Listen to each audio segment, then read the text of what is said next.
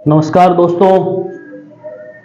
आंदोलनकारियों के लिए सरकार के जो बयान होते हैं वो राहत देने वाले होने चाहिए, लेकिन मध्य प्रदेश में माननीय शिक्षा मंत्री के बयान राहत देने वाले नहीं, अभ्यर्थियों को आहत करने वाले हैं।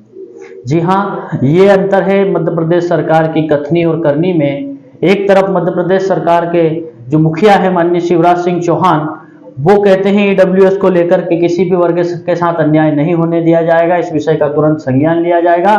वहीं उन्हीं के शिक्षा मंत्री कहते हैं कि ईडब्ल्यूएस के पदों पर अब भर्ती अगली परीक्षा में उन पदों को जोड़ा जाएगा, जबकि ऐसी कोई व्यवस्था है ही नहीं, कॉन्स्टिट्यूशनल कोई व्यवस्था नहीं है कि ईडब्ल्यूएस के पद को बैकलॉग पदों की तरह पिछले डाल दिया जाए, उन्हें कैरी फॉरवर्ड नहीं किया जाएगा, अगली भर्ती में जोड़ा जाएगा।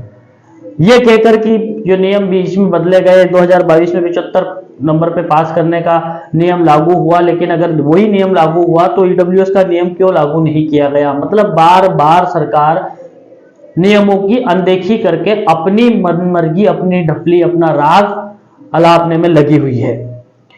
और तो और मध्य प्रदेश के तथाकथित शिक्षा मंत्री, तथाकथित इसलिए कहूंगा क्योंकि शिक्षा मंत्री तो वो है नहीं, विभाग के, डीपीआई के और ट्राइबल के बाबू उनसे ज्यादा दिमाग रखते हैं और उनको अपने दिमाग से चला रहे हैं। होता यह है कि शिक्षा मंत्री उनको अपने हिसाब से चलाए, लेकिन शिक्षा मंत्री की मेरे हिसाब से कोई अहमियत नहीं है उन छोटे छोटे बाबू और अधिकारियों के सामने। वो ही उनको जो लिख के दे देते हैं, वही पढ़ा हुआ टाइपराइटर वाला बयान शिक्षा मंत्री जी दे देते हैं। और अभी उन्होंने कहा कि 2018 की भर्ती खत्म हुई है, अब नई भर्ती की परीक्षा की तैयारी करिए। तो मैं आपको कहना चाहता हूं सभी अभ्यर्थियों की तरफ से कि अगर 2018 की भर्ती समाप्त है तो आपकी मध्य प्रदेश की भाजपा सरकार भी खत्म समझिए इस भर्ती की तरह, क्योंकि आपने जो मानसिक प्रताड़ना और जो पराकाष्ठा की है उन अभ्यर्थियों को परेशान करने की, उसकी एक एक क्षण की भरपाई आपको आगामी चुनाव में करनी पड़ेगी।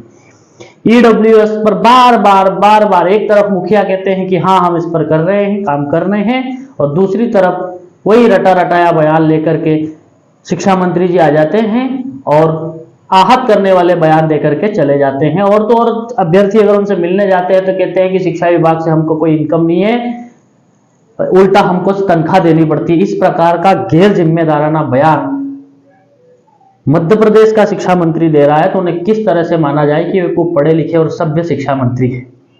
पद वृद्धि और तृतीय काउंसलिंग के लिए सरकार का ये गैर जिम्मेदाराना बयान और रवैया निरंतर अभ्यर्थियों को आहत कर रहा है, खासकर उन लोगों को जो 1 महीने से भी ज्यादा क्रमिक भूख हड़ताल पर भोपाल में बैठे हुए हैं।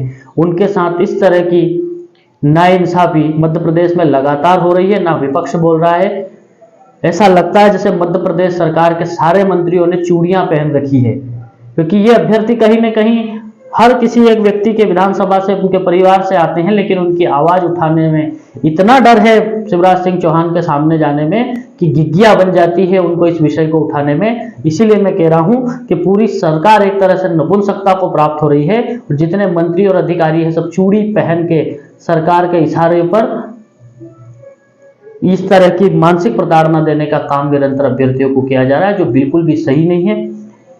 तो मैं इसी विषय को लेकर के कई लोगों का था कि इस बार फिर ईडब्ल्यूएस पर सरकार का जो यू टर्न आया है मैं उस पर अपनी बात रखूं, तो निश्चित रूप से कहीं ना कहीं आहत किया है। और खासकर जो लोग समाज के ठेकेदार बनना चाहते हैं ईडब्ल्यूएस के नाम पर जनरल के साथ, वो लोग आज दिखाई नहीं देते। लगता है उन लोगों ने भी चूड़ियों वाला श्रृंगार कर रखा है, लेकिन ये श्रृंगार और ये जो इनका अहंकार है ये आगामी चुनाव में अच्छी तरीके से निकल जाएगा। इसीलिए मैं फिर कहना चाहता हूं कि ये जो पदवृद्धि की समस्या है इसका हल निकलेगा, आज नहीं निकला तो कल निकलेगा।